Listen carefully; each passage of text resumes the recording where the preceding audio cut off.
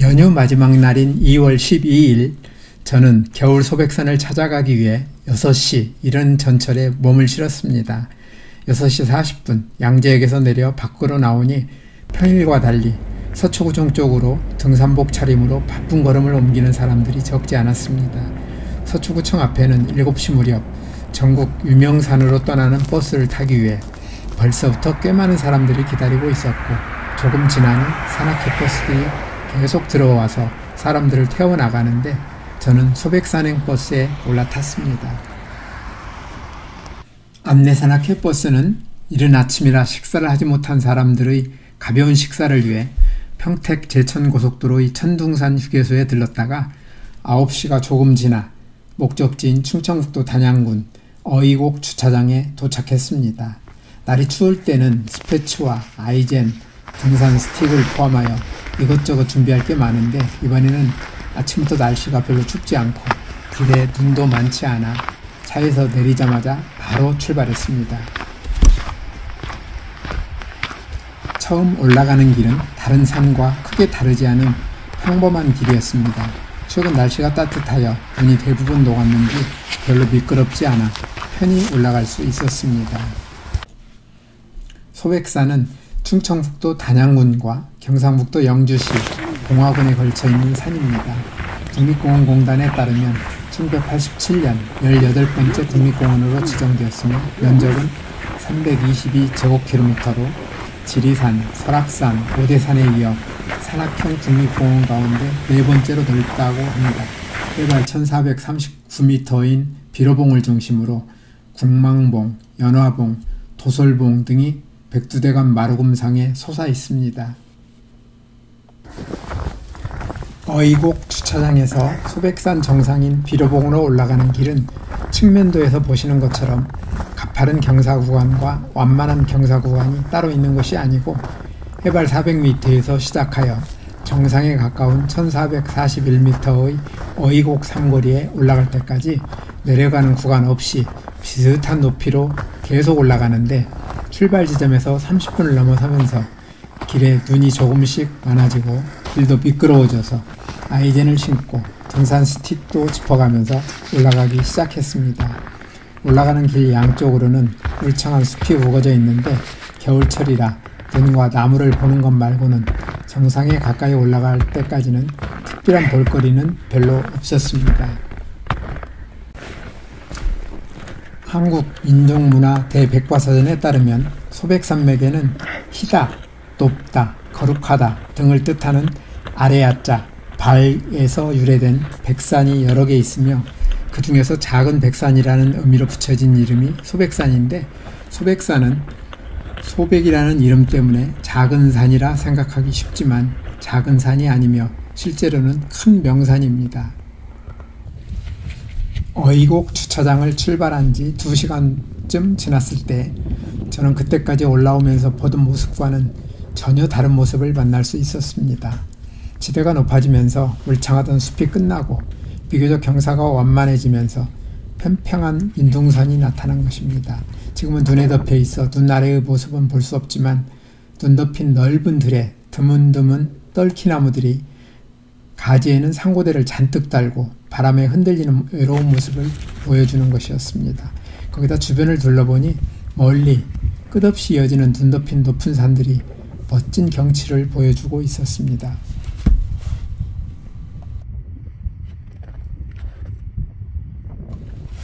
순식간에 바뀐 색다른 경치는 이때까지 별다른 감동 없이 정상을 향해 기계적으로 걸음을 옮기던 저에게 새로운 눈 세상에 온 것을 환영하는 것 같았습니다.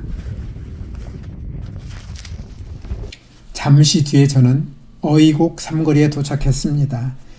어이곡 삼거리에서 왼쪽은 백두대간 태백산으로 이어지는 국망봉으로 가는 길이고, 오른쪽은 비로봉으로 가는 길입니다. 표지판을 보니 이곳의 높이는 해발 1441m로 1439.5m인 비로봉보다 오히려 1.5m가 더 높습니다. 국립공원공단에서 이렇게 표시하고 있으니 착오가 있을 리는 없을 텐데, 왜 1439.5m인 비로봉이 소백산에서는 가장 높은 곳으로 알려져 있는지 그 이유는 잘 모르겠습니다. 어쨌든 어이곡 삼거리에서 주변 전망은 환상적으로 아름답고, 여기서 비로봉까지 가는 400m는 소백산에서 가장 바람이 센 칼바람이 부는 곳으로 칼바람의 흔적은 곳곳에서 찾아볼 수 있습니다. 바람 소리는 날카롭고 요란하고, 길 양쪽으로는 나무를 거의 볼 수 없으며 길 밖으로 나가지 말라고 만들어 놓은 양쪽 난간에는 무시무시한 상고대가 수없이 만들어져 있습니다. 저는 상고대가 늘 예쁘다는 생각을 하면서 상고대를 보기 위해 여러 산들을 찾아다니고 있는데, 이곳 난간에 생긴 상고대는 예쁘다기보다는 흉측하다는 생각까지 드는데, 제 느낌이 문제가 있는 것일까요? 어이곡 삼거리에서 비로봉으로 가는 400m는 참으로 아름답습니다. 칼바람이 너무 세서 걷기가 불편하고, 바람소리도 날카롭고 요란하여 편하게 걸을 수 있는 길은 아니지만, 온통 하얀 눈에 덮여있는 넓은 들을 바라보면서 앞에 보이는 비로봉으로 걷는 길은 어디에도 비교할 수 없고, 어떤 빼어난 작가라 하더라도 감히 흉내조차 낼 수 없는 한 폭의 그림 같습니다. 이 길을 걷는 동안에는 누구나 세상의 모든 잡념을 잊고 홍울경에 빠진 신선이 된 기분이 아닐까 생각하는 것은 저만의 착각일까요? 비로봉 정상에 도착하니 앞에 와 있던 사람들이 즐겁게 사진을 찍고 있어서 주변을 한 바퀴 돌아보고 저도 몇 장 찍고 동영상도 찍었습니다. 표지석은 비로봉에 올랐다는 증명사진을 남기는 것 이상도 이하도 아니지만, 주변을 둘러보니 소백산에서의 전망은 멋졌습니다. 조금 전에 어이곡 삼거리에서 올라오는 길과 천동 삼거리로 내려가는 길은 여전히 예뻐 보이고, 연화봉을 지나 도솔봉으로 이어지는 남쪽 등선도 멋있어 보였습니다. 비로봉을 뒤로 하고 천동 삼거리 쪽으로 내려가는 길도 장관인데, 오른쪽으로 천연기념물 제244호인 주목군락이 나타납니다. 국립공원공단의 설명에 따르면 1960년대 후반까지만 해도 소백산에는 국망봉과 연화봉에 이르는 능선을 따라 3만여 그루가 분포하고 있었으나, 지금은 이곳 4만 5천여 평의 군락에만 약 200에서 400년 된 1,500여 그루가 자생하고 있으며, 지금은 천연기념물로 지정하여 보호하고 있는데, 원래 곧바르게 성장하는 주목이 이곳에서는 강풍 때문에 대부분 휘어져 있다고 합니다. 천동 삼거리를 지나 조금 더 가니 기품있게 자란 주목들이 가지 위에 상고대로 예쁘게 단장하고 찾는 이들을 반갑게 맞아줍니다. 지나가던 사람들이 이 멋진 주목들을 보고 사진에 담느라 가던 길을 멈추고 바쁘게 움직입니다. 주목은 참 멋지게 자랐는데 동영상으로 담기에는 시야가 마음에 들지 않아 저는 사진으로만 몇 장 담았습니다. 비로봉은 철쭉으로도 매우 유명한 곳인데, 저는 아직 이곳의 철쭉은 보지 못했습니다.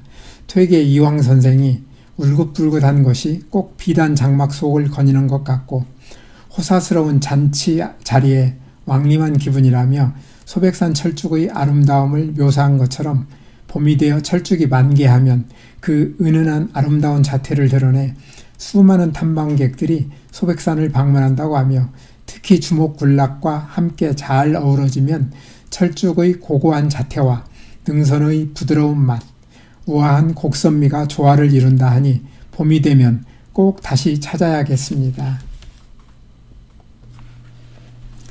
천동 삼거리에서 다리안 주차장까지 6km는 해발 330m까지 내려가는 것으로, 내리막길은 어이곡 주차장에서 비로봉에 올라갈 때와 비슷한 경사가 이어졌습니다.